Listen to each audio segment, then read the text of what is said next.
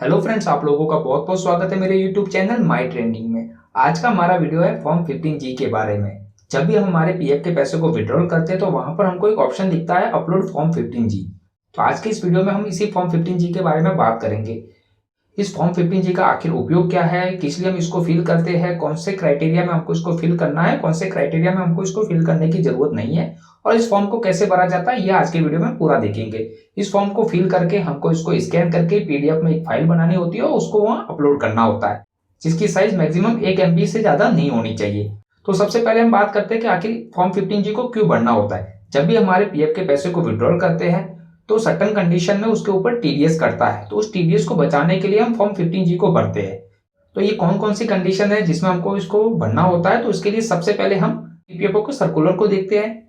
ये ईपीएफओ का सर्कुलर है जो इसमें बताया गया कि कौन सी कंडीशन में हमारा टीडीएस कटेगा और कौन सी कंडीशन में नहीं कटेगा, उसी के बेसिस पर हमको फॉर्म 15G को फिल करना होता है। यहाँ पर लिखा हुआ है कि कौन सी कंडीशन में हमारा टीडीएस नहीं कटेगा, तो यहाँ पर है EPS render continuous service with his employer for a period of 5 year और मोर। यानी अगर आपकी सर्विस 5 साल से अधिक है तो उस कंडीशन में आपका टीडीएस नहीं कटेगा, आपको फॉर्म 15G फिल करने की जरूरत नहीं है। इसके अलावा he has not rendered such continuous service, the service has been terminated by the reason of। और अगर आपकी 5 साल की सर्विस नहीं हुई है और जो नहीं होने का कारण इन तीनों में से है, जैसे एम्प्लॉय की ill health, discontinuation of the employ business यानी एम्प्लॉय का बिजनेस बंद हो गया है, और other case beyond the control of employ यानी ऐसे कुछ कारण जो एम्प्लॉय के कंट्रोल से बाहर के है, उस कंडीशन में भी आपका टीडीएस नहीं कटेगा, आपको ये फॉर्म 15G फिल करने की जरूरत नहीं है।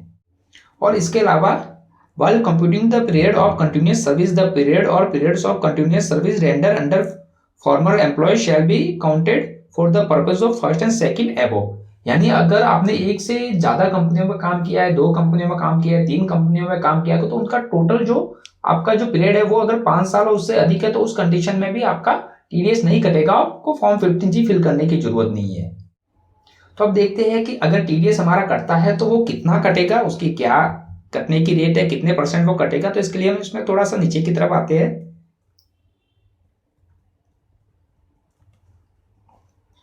तो यहां पर हम देखते हैं 7.3 में यहां पर लिखा हुआ है deduct income tax thereon at 10% if the amount of such payment और aggregate of such payment exceed 15,000। यानी अगर 50,000 से अधिक हमारा पेमेंट है और हमारी सर्विस जो 5 साल से कम है तो उस कंडीशन में हमारा 10% टीडीएस कटेगा। और इसके अलावा यहाँ आगे लिखा हुआ है in case the employ does not provide his her PAN और provide in invalid PAN then the deduction will have to be made at maximum marginal rate. और आपको एक चीज का ध्यान रखना है कि आपके पीएफ अकाउंट में आपका पैन नंबर अपडेट हो। अगर वो अपडेट नहीं है और यहाँ गलत अपडेट है तो उस स्थिति में जो भी मैक्सिमम मार्जिनल रेट होगी उसके अनुसार आपका टीडीएस वहां पे कटेगा। तो इस चीज का आपको ध्यान रखना है। तो इस चीज को अगर हम समरी करें तो अगर आपकी सर्विस 5 साल से अधिक है और आपका जो पेमेंट आप विड्रॉल कर रहे हैं वो 50,000 से कम है तो उस कंडीशन में आपका टीडीएस नहीं कटेगा।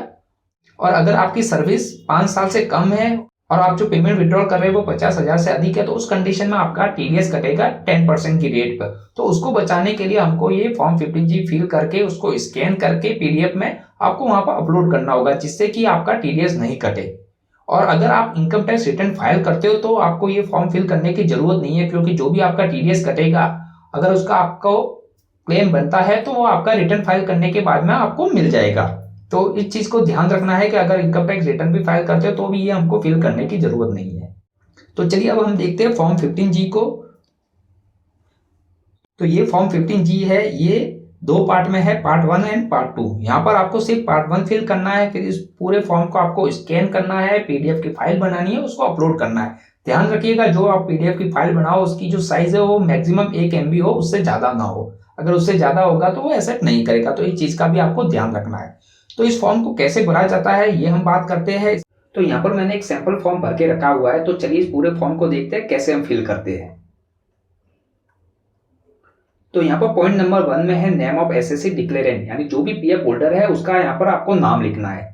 पॉइंट नंबर 2 में पेन ऑफ द एसएससी, यानी जो भी पीएफ होल्डर है उसका आपको पेन नंबर यहाँ पर एंटर करना है। फिर पॉइंट नंबर 3 में स्टेटस, तो यहाँ पर आपको डालना है इंडिविजुअल। फिर point number 4 previous year for which declaration being made, तो यहाँ पर आपको ये ध्यान रखना है कि जो भी आपका करंट फाइनेंशियल ईयर चल रहा है वही आपका प्रीवियस ईयर है। यानी अभी नवंबर 2020 चल रहा है तो हमारा फाइनेंशियल ईयर हुआ 2020-21, तो हमारा जो प्रीवियस ईयर है वो भी हुआ 2020-21, यानी जो आपका करंट फाइनेंशियल ईयर है वही आपका प्रीवियस ईयर है। तो इस चीज का आपको ध्यान रखना है। तो यहाँ पर हमारा प्रीवियस ईयर में आ गया 2020-21। पॉइंट नंबर 5 है रेसिडेंशियल स्टेटस, तो यहाँ पर आ जाएगा रेसिडेंट।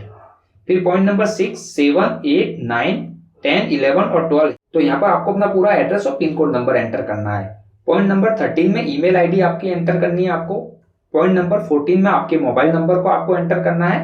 फिर पॉइंट नंबर 15 में है whether assessed to tax under the income tax act 1961, यानी आपने कभी इनकम टैक्स रिटर्न फाइल किया है। अगर आपने किया है तो यस पर क्लिक कीजिए, अगर नहीं किया तो नो पर क्लिक कीजिए। अगर आपने कभी इनकम टैक्स रिटर्न फाइल किया है तो if yes latest assessment year for which assessed, तो आपने जब भी इनकम टैक्स रिटर्न फाइल किया उसका आपको असेसमेंट ईयर लिखना है। मान लीजिए आपने 2018-19 में अपना इनकम टैक्स रिटर्न फाइल किया तो उसका जो असेसमेंट ईयर है वो एक साल आगे यानी 2019-20 हुआ, तो यहाँ आपको असेसमेंट ईयर लिखना है। मैंने यहाँ पर 2018-19 सिर्फ आपको समझाने के लिए लिखा है कि 2018-19 में मैंने अपना इनकम टैक्स रिटर्न फाइल किया तो उसका असेसमेंट ईयर हो गया 2019-20। तो यहाँ पर हमको आपको जो भी आपका असेसमेंट ईयर है वो लिखना है। उसके बाद पॉइंट नंबर 16 में estimated income for which the declaration is made, यानी आप जो भी पीएफ का पैसा विड्रॉल कर रहे हो जिसके लिए ये डिक्लेरेशन दे रहे हो वो यहाँ पर लिखना है। यानी हमारे केस में मान लीजिए मैं 60,000 रुपए का मेरा पीएफ का अमाउंट है तो मैंने यहाँ पर 60,000 लिख दिए। फिर पॉइंट नंबर 17 में estimated total income of the previous year in which income mention in column 16 to be included, यहाँ पर आपको अपनी टोटल इनकम प्लस जो भी आप यहाँ पर पीएफ का पैसा आप बता रहे हो वो लिखना है। आप मान लीजिए कि आपकी महीने की 10,000 की सैलरी है तो आपका एक साल का हो गया 1,20,000 आपकी इनकम होगी, प्लस यहाँ जो अमाउंट आपका होगा हमारे केस में 60,000 है तो 1,20,000 प्लस 60 यानी हमारी टोटल इनकम होगी 1,80,000, तो वो आपको यहाँ पर टोटल इनकम लिखनी है। उसके बाद पॉइंट नंबर 18 में detail of form number 15G other than this form field during the previous year if any, यानी प्रीवियस ईयर यानी आपका जो करंट फाइनेंशियल चल रहा है उसमें इस फॉर्म के अलावा आपने और भी कहीं फॉर्म 15G फिल किया है। मान लीजिए अगर आपकी बैंक की एफडी है तो उसमें भी हम टीडीएस बचाने के लिए फॉर्म 15G को फिल करते हैं। अगर आपने इसके अलावा और कहीं पर भी दिया है तो आपको यहाँ पर यस लिख दीजिए। फिर यहाँ पर total number of form number 15G fill, यानी कितने आपने फॉर्म 15G फिल किए, 1, 2, 3, 4 जो भी किए वो लिख दीजिए यहाँ पर उसके नंबर, और aggregate amount of income for which form number 15G is filled, यानी जो आपने फॉर्म 15G फिल किए हैं जितने भी किए उसका जो एग्रीगेट अमाउंट है वो डाल दीजिए। अगर नहीं इसके अलावा आपने फॉर्म 15G फिल नहीं किया तो आपको उसकी जरूरत नहीं है। उसके बाद में पॉइंट नंबर 19 में detail of income for which the declaration is filled, यानी जो भी हम ये डिक्लेरेशन फिल कर रहे हैं उसकी इनकम के बारे में हमको यहाँ पर डिटेल लिखनी है। Identification number of relevant investment account number, तो यहाँ पर आपको अपना पीएफ यूएन नंबर एंटर करना है। नेचर ऑफ इनकम तो इसमें डाल दीजिए ईपीएफ विड्रॉल। फिर section under which tax is deductible, तो यहाँ पर आ जाएगा 192A। अमाउंट ऑफ इनकम तो यहाँ पर अमाउंट हमारे केस में जैसे हमने 60,000 रुपए लिखा हुआ है तो यहाँ पर हमारा 60,000 आ गया। फिर आपको यहाँ पर सिग्नेचर करने हैं। सिग्नेचर करने के बाद में यहाँ पर हमको वापस डिक्लेरेशन देना है।